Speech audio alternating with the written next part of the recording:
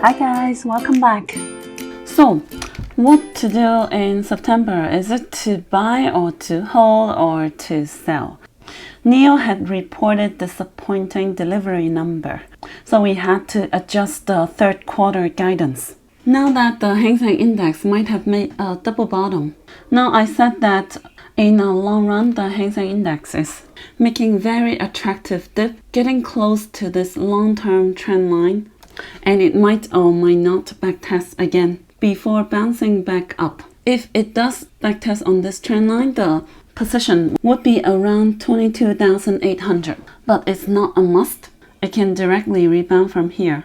But just in case it does, it would be a perfect opportunity, the perfect dip, in case it happens. But for now, it seems like we have had a lot of bad news out already, so it needs another extra black swan to drive it down to that level. But in case it does, I think I would take on that opportunity and swap some of my shares into call options if it really does to that level. Similar situation with the KWEB.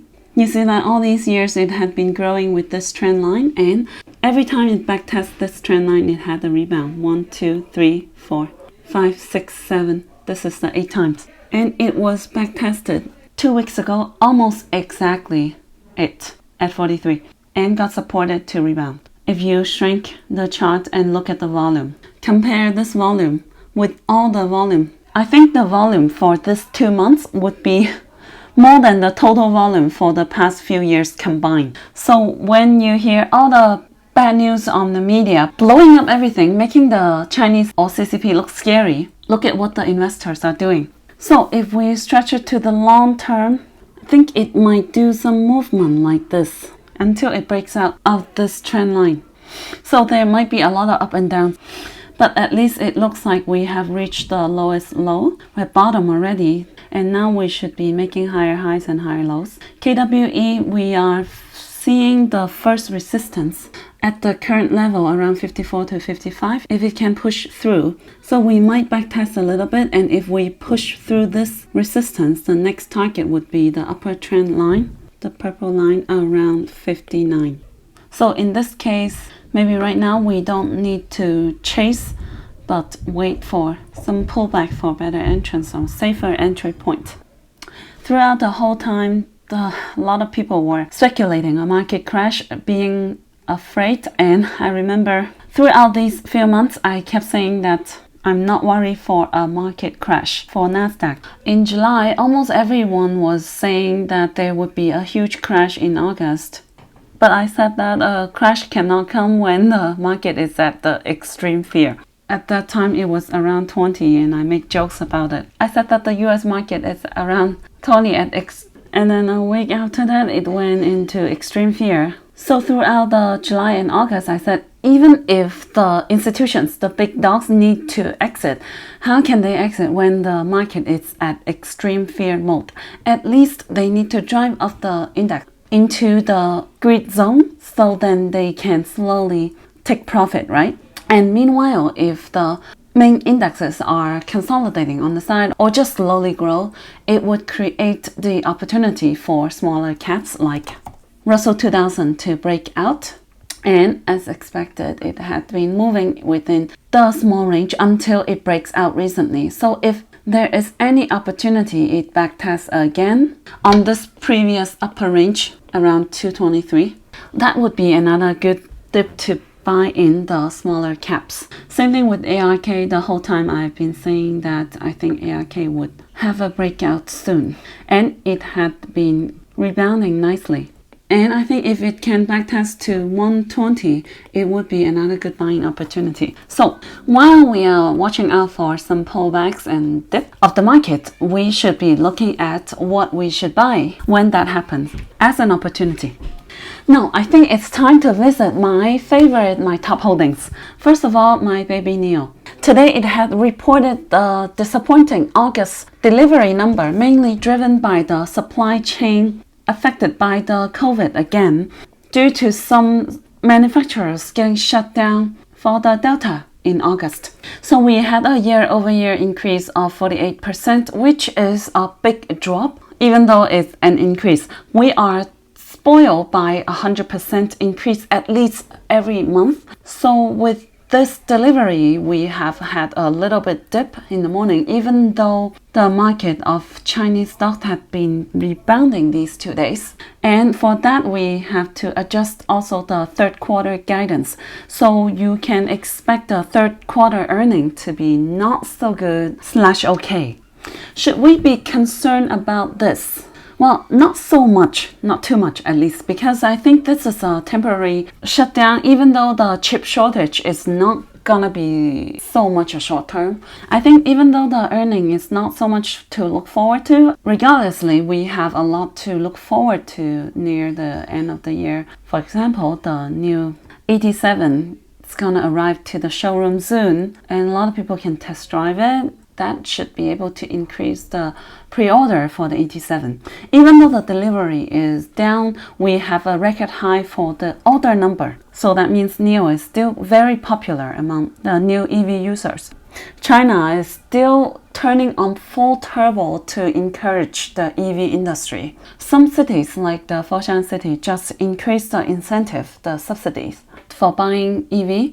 Even though the 87 it's coming out, and maybe some would expect the order number to be affected for the existing models, because you would think that people would wait for the new model instead of ordering the old models, but still they have a record high of ordering number. And once the 87 start to delivery, we should have a boost in delivery number, because it is the first sedan. A lot of people still like sedan in China. Another thing to look forward to is the lower price range of sedan, which should be launched in the next NIO Day. I'm very excited for the NIO Day again, like always. I've been looking forward to this lower range sedan for more than a year now, and also there's not just this to look forward to for the new NIO Day event. I also look forward to the battery swap stations progress, because the lineup is still an issue, but they just signed so many partnerships for battery swap stations. And I can't wait to see the update on the progress of building battery swap stations to solve this problem, to increase the exposure of the brand and also increase the customer loyalty or dependency from the existing customers. Kind of tie them up by building or enhancing the habit of swapping batteries instead of charging, so then they would always be a loyal customer for NIO. So I can't wait for them to review the progress of the battery swap station, the second generation, and the feedback for it. And I also can't wait for them to announce more surprises, some good news during the NIO Day event, such as the progress on the autonomous drive, the HD map, maybe more plans for used car sales, since Li Bin had become the board of director for Uxin, ticker symbol UXIN. The progress for the international market expansion, and maybe if I'm lucky, even some kind of development of their own chip. But again, this I would hope for the further future, maybe not at this moment. Anyways, they also should be expecting a second listing near the end of the year in Hong Kong. So that would help also ensure the concern about the VIE structure recently. Now let's take a look at the chart a little. It fell from the beginning of the year, February, from the high of 65 to the low of the 30s. It was the correction of growth stocks plus a lot of fears for the chip shortage and the delisting of Chinese stocks. So back in March, I said that the EV and solar sector need to cool off for a while after a strong run-up in 2020, and most likely they would finish cooling off by the end of the year. So I think it's about time that it should finish cooling off soon. I still think EV and new energy sectors are no-brainer. It is still the future, especially how strong it is growing in China. So I really think all these few months is just a big shake-off in order for the people to take profit because a lot of people bought in last year and still have good profit now. So people need to take profit and people need to cut loss. So then more chips are towards the middle, which is around 36 to 42. So then the average price is more concentrated, holding by institutions and retail investors, and it would be easier to pull up. So I think right now, after these few months of shaking, I think the chips are quite concentrated in this range, and we are getting ready. It doesn't matter what news it is because the fundamental has not changed and the long-term vision is still very strong. So all these up and down movements are just for the reason it needs to be. Last week, I said NIO, if it doesn't close above 38.3, it would reach lower to 36 to 37 and should be a double bottom. And we can take a look. August 27, it was on this day and it did not close above 38.3. So then it reached lower and backtested 36.5 and backtested 36.6. And I think it had just formed a double bottom for the short term. And for the medium term, it's also a double bottom. First bottom in May, and now we're having the second bottom.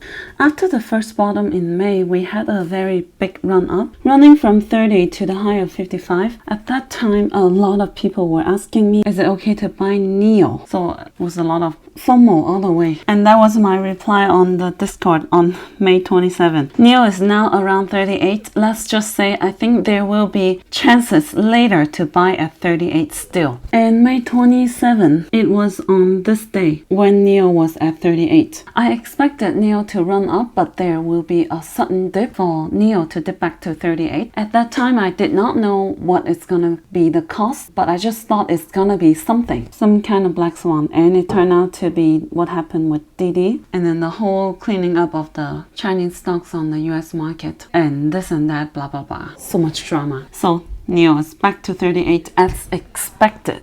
I really thought that was the way it works, is to do this kind of movement, this kind of shaking, so then more people can take profit, more people can cut loss to concentrate the chip in the middle range between 38 to 42. So whatever news it is about the Chinese stocks, about the VIE structure, about the chip shortage, these are all noises, and in the long term they don't matter. Just wait until the EV sector cool off to finish, and then we will see the strong run for NIO again. Now that's it for today. In my next video, I will talk more about my other top holding, EH, LKCL, Luckin Coffee, and ZEP. I will analyze more of the chart and the psychology together with the fundamental, okay? Now, if you have enjoyed this video, please give me a big like and write me a great comment, and I will see you tomorrow. That's it, guys. Hope you can find my videos helpful. Make sure you subscribe to my channel and give me a big like. Thank you.